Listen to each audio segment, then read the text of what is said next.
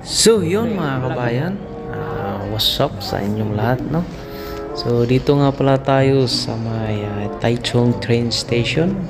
So nagkita-kita kami magkakapatid kasi tatlo kami dito sa Taiwan. So itong video na to is noong December 2022 pa. So itong kapatid ko kasing bunso na lalaki ay dito sa may Nantou Taichung, at ako naman ay dati doon sa Hsinchu, at yung aming ate naman ay sa Kaohsiung. So itong kapatid ko kasi nag-short lang at malamig, kaya nagpunta muna kami ng mall dito sa may tabi ng train station kasi maghahanap kami ng jogging pants kasi nilalamig na daw siya. Ang bihira kasi itong taon to, akala niya hindi lalamig, mainit kasi din ang panahon, pero ang hangin ay malamig, nasa 16 degree or 15. Pag naghapon mas malamig lalo. So itong time kasi na to ay 10 o'clock na siguro. So papunta kasi kami nito ng Holy Farm sa may flower farm. So dito lang kami nagkita-kita sa may Taichung kasi para sasakay na lang kami ng train na man-man na dadaan ng Holy Farm. So yan, nag-ikot-ikot muna kami dalawa magkapatid.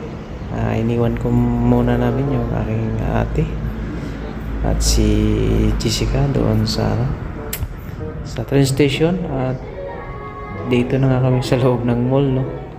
So may nakita na agad kaming sale. Yan, Giordano ba to? Parang Giordano yata to. Yun mga kabayan, naghahanap nga kami dito ng medyo mas mura-mura, no?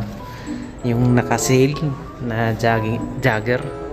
So nag-ikot-ikot muna kami dito. Kakabukas lang yata to kasi 10 or mga ganong oras.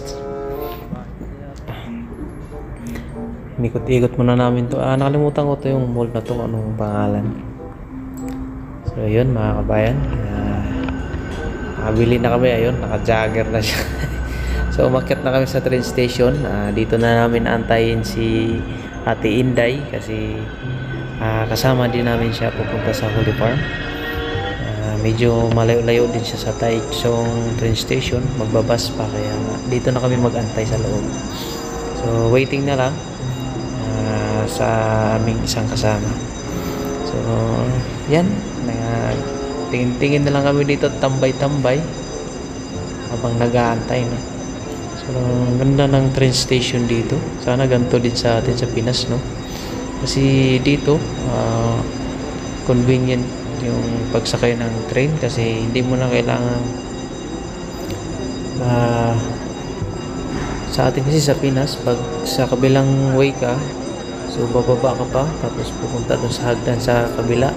So dito once na magswaka ka na, pwede kang sa kabila o sa side A side B na platform, kaya hindi ka na magswaka-swaka pa kung magkamali ka ng akyat.